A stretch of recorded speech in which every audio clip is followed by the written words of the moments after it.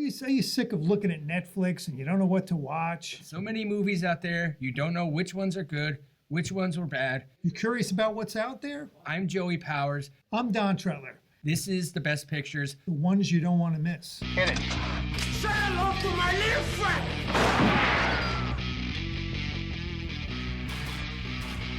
Frankly, my dear, I don't give a damn. Winners go home and prom queen. English, motherfucker, do you speak it? Everyone in this room is now dumber for having listened to it. I don't deserve this. Deserves got nothing to do with it. No sequel for you.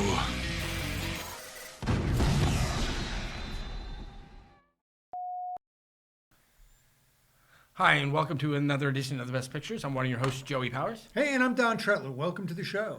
So Don and I recently went and saw the new movie Weapons in town this past week. So we're going to talk about Weapons, and Don also brought me in an article from the New York Times of their top 100 movies of the past 25 years. But before we get into that...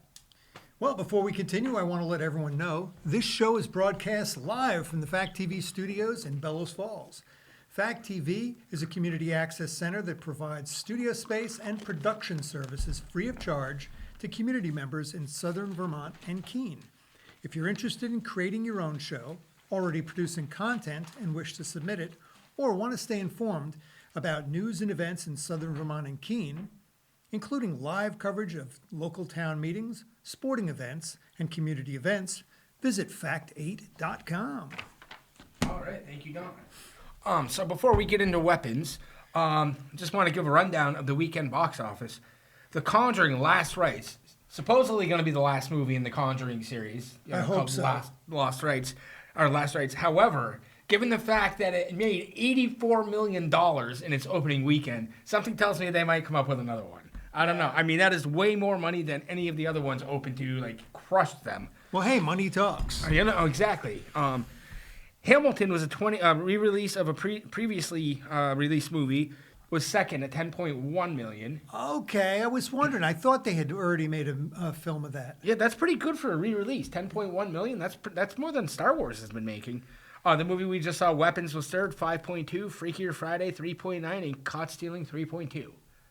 Huh? So, getting into Weapons, we went and saw it the other night. Yeah, what'd you think? How would you rate it on a scale of, say, 1 through 4? 2.5. 2.5. Okay. Yeah. It's not bad. If I was gonna do the IMDb rating, it wouldn't be over 7. It'd probably be mid 6s. It's watchable. Oh, it's definitely watchable. I was disappointed because it was not exactly what I was expecting. Which is what? What were you expecting? Well, I don't want to give it away because I don't. Oh, okay. You know, that's the thing. You're right. I thought Spoiler it was going to be in a completely different direction. I didn't know what direction it was going to be, but I didn't think it was going to be in the direction that it ended up taking. That's why I don't want to say because, I mean, it is still relatively new. If you haven't seen it, I don't want to kind of spoil it. You know? Yeah. But I thought the acting was pretty good. It was definitely pretty violent. You know, there were definitely some graphic, couple of graphic scenes in the movie. It did make me jump a couple times. I know I jump at pretty much every movie we see. Yeah, I know there was at least one point in the movie where I just turned away. I was like, I don't want to see this. Oh, yeah, there were a couple. And there was a scene in the cellar that definitely made me jump. But no, definitely worth seeing. Absolutely. But you really got into it. Yeah, I thought it was pretty good. The movie, this isn't going to spoil the movie for anybody, but the movie, the way they structured it, it followed, I want to say it was 5 different characters. 5 different characters, right. Like chapters. So the chapter was one person, started out with one, then it went to another person. And basically, you would see some events from different angles. Yeah, but the same scene, but from different angles, which I thought was pretty cool. Yeah. So that was kind of cool. And the acting, as you said, what'd you think? Did you know, what's her name? No, I didn't know it was her. The aunt. Oh, not the aunt. No, I was thinking about the woman. The teacher? Julia Garner. I did. I looked it up beforehand, but I forgot it was her. And then I was like, who is that? She looks familiar. Yeah. She's the Silver Surfer, I think, in the new... Oh, she is? Yeah. In the new Fantastic Four, yeah. I know her from Ozark, and I think she's a really good actress. Yeah. She won an Emmy. She was really good in that. Yeah. Josh Brolin, I think, is a really good actor. He's been in a always lot. good, yeah. And I mentioned the guy from Yeah, not Fantastic Beasts, the other one, Doctor Strange. Doctor Strange, right? He was in it, like Benedict Wong. Yeah. I think his name is. And no, the aunt was Amy Madigan. Amy Madigan. I was gonna say Ed Harris's wife. 'cause We I were couldn't think of her both name. in the movie. I could We tell. didn't- I knew who she was, but I didn't. And we're trying to figure out who is that I was woman? like, it looks like Frances McDormand, but I know it's not because she would have been billed. You know, Right. she would have been like top billed in that movie. I was thinking it was the woman that was married to Sean Penn. Robin Wright. And I'm like, no, that's not Robin Wright. I knew she looked familiar though. I was like, and then we Right. watched the end credits. I was like, oh my god. Well, speaking of, when was the last time you saw her in anything? I don't know. You're right. It's been a while since I've seen her in something. She was great. Right. You know, I mean, I thought the acting was great. The guy that played Paul, the cop there. Yeah, that's He was Alden Ehrenreich. yeah, he was Han Solo in the Solo Right. spinoff. But yeah, no, I thought it was great. It just, like I said, I was just disappointed because of how the direction it went instead of a different direction, I guess. Yeah, but no, I mean, I it's guess definitely I worth could seeing. see that because there was I don't think this is going to spoil the movie for anybody, but there was kind of like I almost want to say it was like a metaphor about the whole school shooting things, where there's a classroom Right. and the kids are missing and how Yeah, it no, disrupts, that's not disrupts gonna everybody's That's lives. definitely not going to ruin it for anybody. But No, but no, I get what you're saying totally. because yeah. So I mean, I would recommend watching it, definitely. I mean, yeah. no question. It's definitely worth seeing. Very good acting. And, if you like suspense, it definitely was a suspenseful movie. There's no question about that. But yeah, I don't know. I'd probably give it like a 6.5 on IMDb based on their rating. Yeah, because basically what happened was there's a classroom of kids, and all but one of them goes missing. Yeah. From an elementary school. All at the same exact time.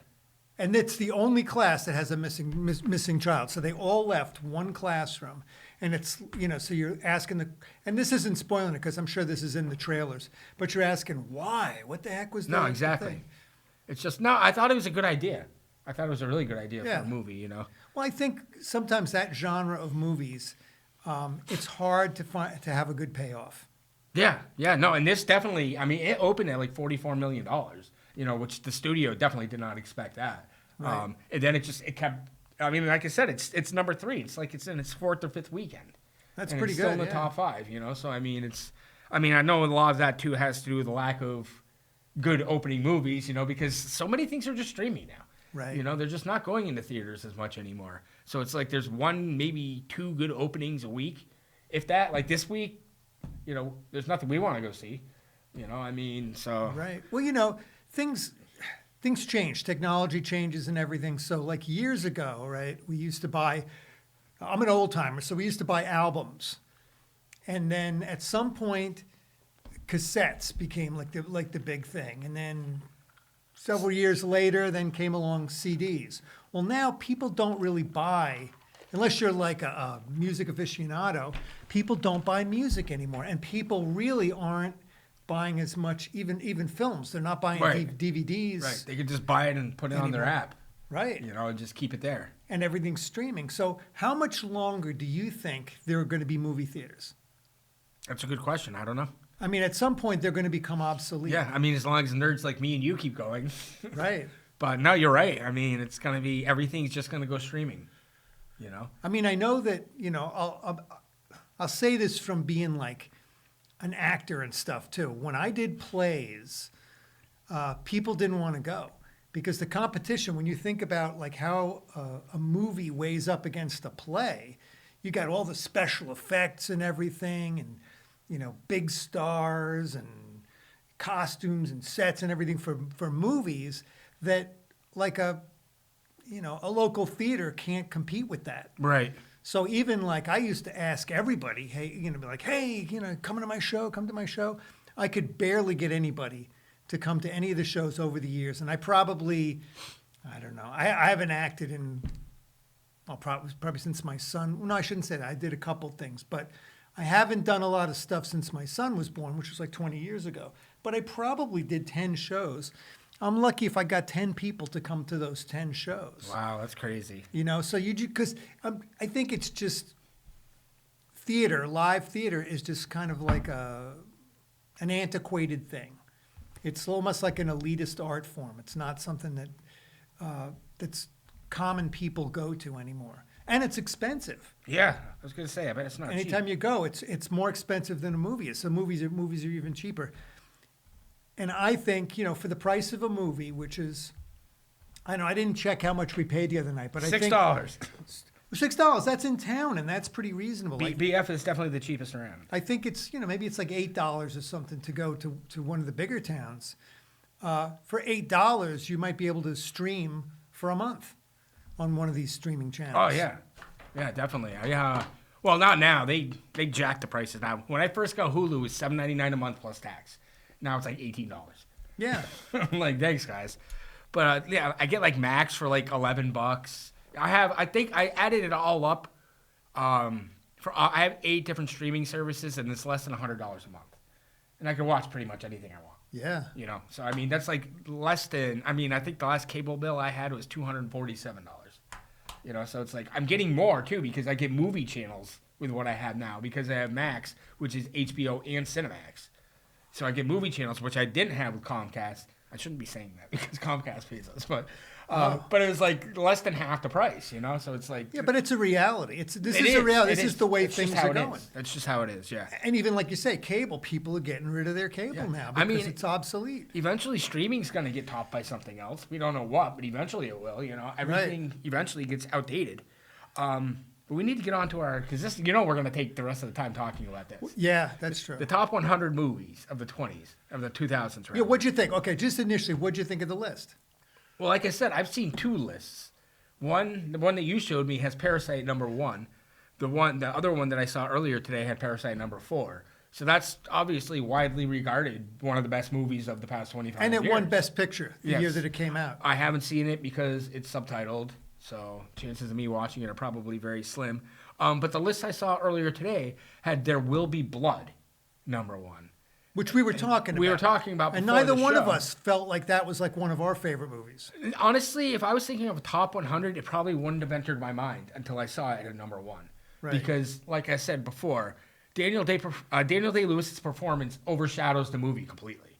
You know, I mean, he's just that, he just draws you in and just, completely, he Right. owns that movie from start to finish.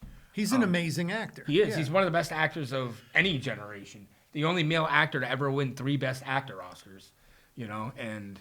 Well, you know, it's a Paul Thomas Anderson movie, which I got to say, He's great. He's one of my favorite directors, but that is not one of my favorite Paul Thomas Anderson movies. I like Boogie Nights better. Boogie Nights is great. I I love definitely like Boogie Boogie Nights Nights better. That might be my favorite, I but think that might be. I also strongly recommend Licorice Pizza. I've watched Which I Licorice still Pizza haven't seen. twice. Did he do Phantom Thread? He did Phantom Thread, 'Cause which is good. That's high on both the lists I saw. Yeah. I think it's 38 on the Rolling Stones list, which again I haven't seen that one either. But I feel like there are definitely some omissions. Magnolia was really good. Magnolia was good. I don't know which year that came out. I haven't seen, I think that was 2000, so that would have been on this list. I really thought The Town was a top 100 movie of the past 25 years. Because I saw there was Once Upon a Time in Hollywood was really high on the Rolling Stones list. I want to say it was 16. Good, yeah, I think it kind of belongs. I thought mean, it was great. I don't know if 16 though. I mean, that's Mystic River was 79, I think. I like Mystic River better than I like Once Upon a Time in Hollywood. Did you? I did. I mean, they're both great movies. I'm not knocking Once Upon a Time in Hollywood, but Right. the main thing for me is Once Upon a Time in Hollywood's a little long. You know, it's it runs close to 3 hours long, and it's hard to keep my attention. Yeah. And now it's hard for me to sit in a theater for 3 hours because Right. it just kills my back. Well, Mystic River, I was thinking about this, and I don't know if it's on the New York Times list, but I kind of felt like they didn't have a lot of movies from Clint Eastwood. And Clint Eastwood has had some really strong movies Million as a Dollar director. Baby is really high on the Rolling Stones list. I don't Yeah. remember the New York Times list. I don't but think it's on the New York Times list. That's And I surprising. almost put it on my list of omissions. that's a surprise to me because that was a really I mean, I didn't like it, but it was a very well-reviewed movie, and it gets like an 8.5. I mean, it's very highly regarded. It won 5 Oscars. Yeah. And major Oscars. It won picture, director, actress, supporting actor, and screenplay. You know, I mean, those are like 5 of the top awards you can get. You're right. You know, so I mean, it just wasn't for me. But I know you really, really liked it. Yeah, I haven't seen the Rolling Stone list. I want to look at that list because I kind of felt like the New York Times list. Go ahead. That they It's stuck right here. that they stuck to a lot of directors, and that they almost felt like an obligation sometimes to pick. Okay, well we got to pick a say Bong Joon-ho movie. So which one should we pick? Which they actually picked 2 because they picked Parasite. and then Memory of a Murder. There was a movie. Which I watched too, and wasn't that high on There's that one either. that he did on that list that I didn't know it was him. But I have a question for you. Oh, Winter's Bone. That's an excellent film. I had that from the library, never watched it, and felt guilty because I had it for so long, so I brought it back. And I never watched it. I should have grabbed it today. I had never, when that came out, I didn't know who Jennifer Lawrence was. I didn't either. It almost looked like a document. She was so good. It was almost like a documentary to me. I've watched this movie several And times. that's, what's the guy's name again? He's actually been in a lot of movies. The guy that's in it? Yeah, the guy who plays her dad. Oh, I don't know. He's what's her face's? John Hawkes? Is Yes, that who you're I was thinking gonna of? say what's her face's ex-husband in. Yeah, he's a Three- very good actor. He's Three an Billboards. underrated actor. One Yes. of our most underrated actors. A question I have regarding us talking about $1 Million Baby. Another movie that won Best Picture, that won a lot of Academy Awards and gets highly rated that I didn't like. Slumdog Millionaire. Where was that on the New York Times list? I don't think it was. It wasn't. But 'Cause I feel I liked it a lot. I don't know think you it's on didn't. that list. And I think a lot of people didn't like that movie. I haven't met a lot of people that felt strongly about it, except for me. I really loved the movie. I mean, it's really highly rated. It's over an 8. The Hurt Locker. That's a movie I got to see. Look how again. low that was, though. 94. That yeah. surprised me that it was that low, because that gets like an 8.5. Boy, or these guys 8.6. picked a lot of foreign films. Yeah, they did. A lot of movies I didn't recognize. Which is okay, but boy, this is a very different list. Yeah. Oh my word. Fantastic Mr. Fox. I know. Wow. How is that? That's the one you picked from Wes Anderson? No, there's got to be more. That was Wes Anderson? Yeah. Didn't he do the Royal Tenenbaums? That's on that list. Yeah, it should be. I think Yeah, that's it his is. best film. It's definitely. You haven't gone by it yet? No, I'm on 87. The Assassination of Jesse James. That's what made me get that from the. Oh, you're going. Oppenheimer. Okay, I thought you started at 1. No, Okay, this you started at the 100. reverse. Okay, I got you. Lincoln. See, now I don't remember Lincoln being on the New York Times list. I didn't see it on that list. Excellent film. Spielberg, he's a freaking master. That's another movie I Excuse grabbed my French. from the library and never watched. Wow. I know. I gotta One, go. you know what I'll say about you haven't seen it. You know what I'll say about it? Well, maybe I shouldn't build it up too much because sometimes if you build something, I know, up, and it's a I always get disappointment. disappointed. Yeah. I was really impressed with Sally Sally Field. Sally Field. Does she play his wife? Yeah, Okay. yeah. Who does Tommy Lee Jones play in that movie? I think it's his political rival. Oh, okay. Oh, look at this. Number 84, Dogtooth, Yorgos Lanthimos. I like this movie. I like that movie. a Dogtooth. lot. I gotta write that Dogtooth. down. I don't think I've even Hereditary. Did you see Hereditary? Yeah, at first I thought it was Heretic. And I was like, you remember the one with Hugh Grant that we went Oh, and saw? right. I was like, that's in the top 100? I mean, it was a good movie. But I wasn't as into Hereditary as everybody else was. Portrait of a Lady on Fire. That's one I need to see. The White Ribbon. Best in Show. Oh man, these are the Christopher Guest movies. It always puts a smile on my face. It's such a dopey movie, but it's good. All his movies, I think, are really it's good. It's fun. Crouching Tiger, Hidden Dragon. I haven't seen that since it came out, and I don't even remember because I haven't Stuff seen that it. I went to go see it for Classic Movie Night on Classic Movie Wednesday at the theater here, and the film broke or the projector broke or Oh, something. really? And they gave me tickets to another movie, but I've still never and seen this it never movie. came back. They never got it back. That's too Never bad. seen it again. Punch Drunk Love. I love was that. I was happy to see. I own that. I actually watched that because of you. Because you kept hounding me about it, so I finally watched it. Paul Thomas Anderson. And I liked it to the point where I ordered it off Amazon. It was such a good movie. I think Adam Sandler gets a bad rap. You know, you bring him up and people will put him down. I'm not a big fan of him. But he's really good in this Both movie. leads right? are good. Him and Emily Watson are both really good in that movie. He's also good, and I've said this before. You're gonna Gems. see it on this list. It's on there. It's like in the 50s, I think. That guy, Zone of Interest. Haven't seen it. Nope. It's on my list of movies to see. 30. I don't even know what this movie is. 35 Shots of Rum. It's probably one. Uncut Gems, number 75. Oh, 75. I thought it was higher than that. This director, Benny Safdie, I think he's the one that's directing the movie with The Rock.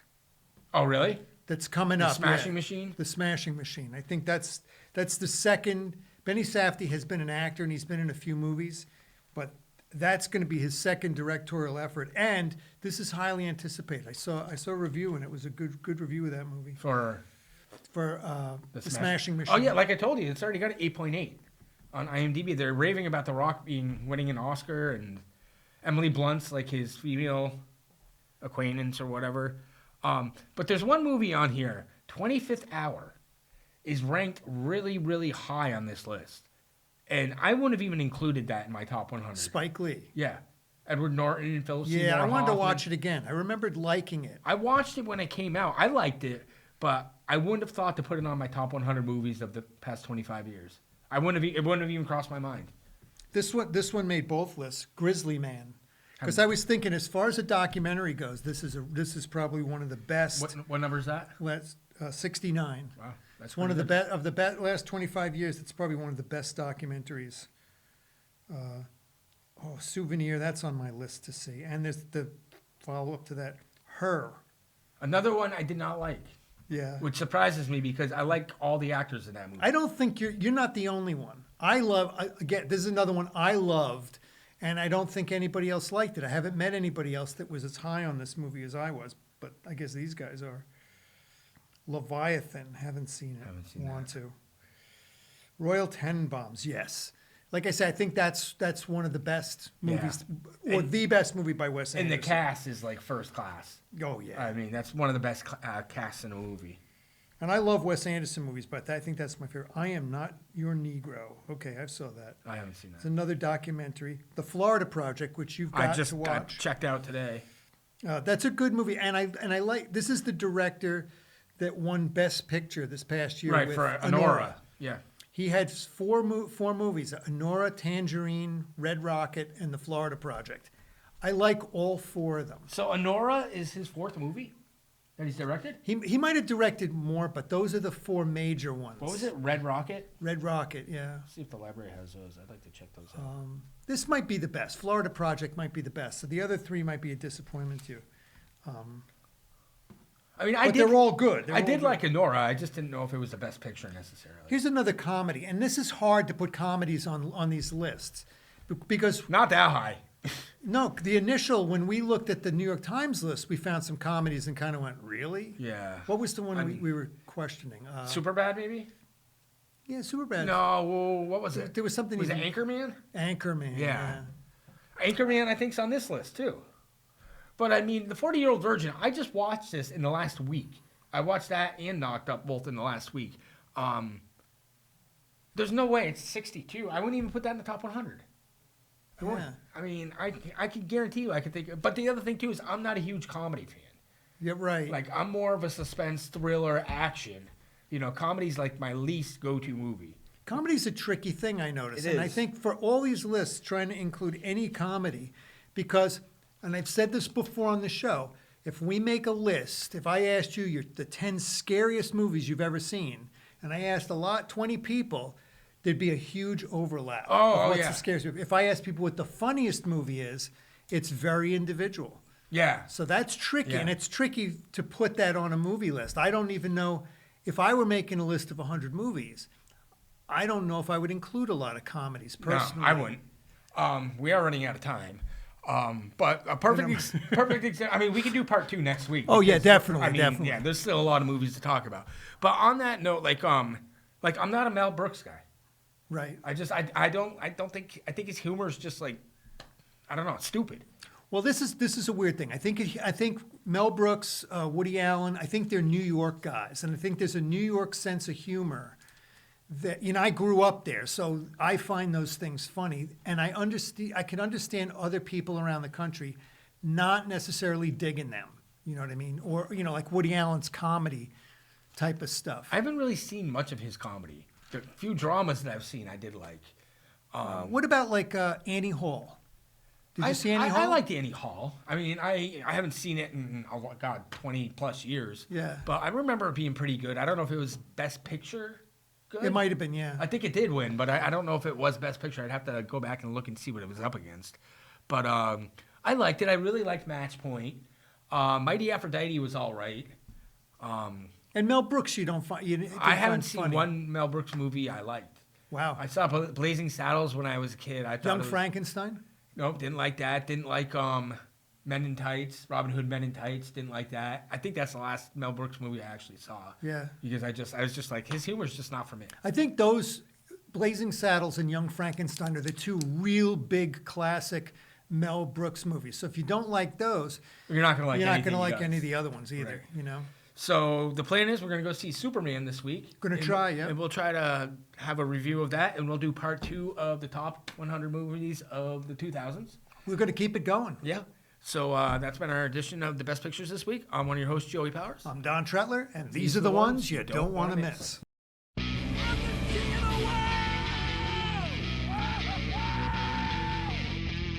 Gentlemen, you can't fight in here. This is the war room. Here's Johnny. Go ahead. Make my day. Life moves pretty fast. You don't stop and look around once in a while, you could miss it.